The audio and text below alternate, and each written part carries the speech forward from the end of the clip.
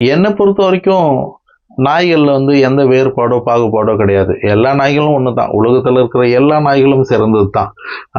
இப்ப இது நாட்டு நாய் சிறந்தது, வெளிநாட்டு நாய் சிறந்தது இல்ல. நாட்டு நாய் என்ன வகையில சிறந்ததுன்னா, நம்ம சீதோஷண தட்பவெப்ப நிலைக்கு ஏற்ற மாரி, அந்த எதிர்ப்பு சக்தியோட வாழக்கூடியது. வெளிநாட்டுல வளர்க்கிற நாய் அந்த நாட்டுல வாழும். நம்ம நாட்டு நாய் எப்படி வாழுதோ, அதே மாரி எதிர்ப்பு சக்தியோட அந்த நாட்டுல வாழும்.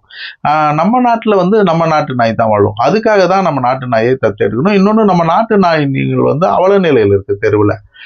அதனால நாட்டு நாய்களை தத்தெடுத்து ஒவ்வொருத்தரும் வளர்க்கும். ஆனாலும் நான் சாப்பாடு போடும்போது வெளிநாட்டு நாய்கள் எல்லாம் வரும். அவங்க எல்லாம் சாப்பிடுவாங்க. அந்த மாதிரி தான் இந்த பொமேரியனுக்கும் நான் சாப்பாடு கொடுப்பேன். அது என்னோட சாப்பாடு விரும்பி சாப்பிடும். இப்போ அது குட்டி போட்டுருச்சு. இப்போ அந்த குட்டிங்களும் சேர்த்து கூட்டிட்டு வருது.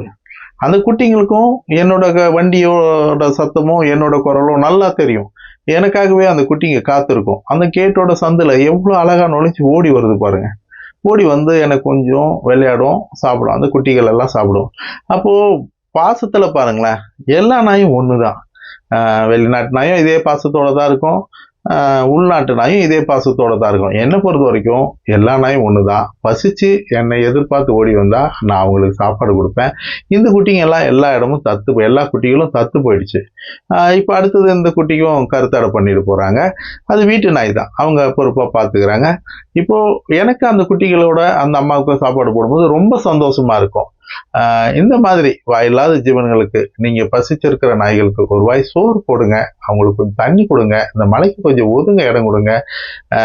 வீட்டுல நாய் வளர்க்கணும்னு முடிவு பண்றேங்க, தெருவுல வாழ்வாதாரம் இல்லாம, வாழ வழி இல்லாம, படுக்க இடம் இல்லாம, சாப்பாடு இல்லாம அலையிற நாட்டு நாய் குட்டிகளை தத்தெடுங்க, அவங்களுக்கு ஒரு வாழ்க்கை கொடுங்க. நீங்களும் உணவளிக்க உதவலாம். Please help us to feet.